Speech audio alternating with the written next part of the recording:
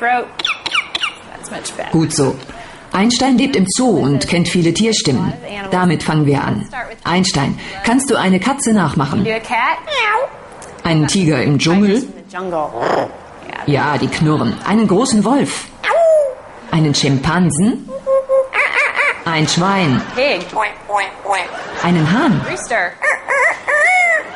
You do Einen Pinguin? penguin? There you go. What about Eine Eule? and a bird? Einen Vogel?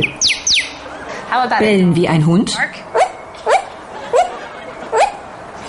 Ein Stinktier? Skunk. Stinker. Du glaubst wohl, du bist lustig.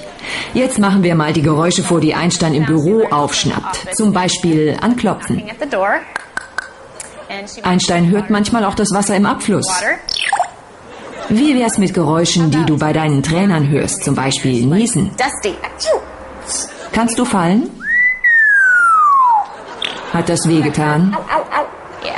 Ein Raumschiff? Und den Laser? Und was sagst du den netten Zuschauern jetzt? Schickst du ihnen einen dicken Kuss? Und wie verabschiedest du dich? Einstein. Dieser Graupapagei macht seinem Namen wirklich Ehre. Einfach super schlau.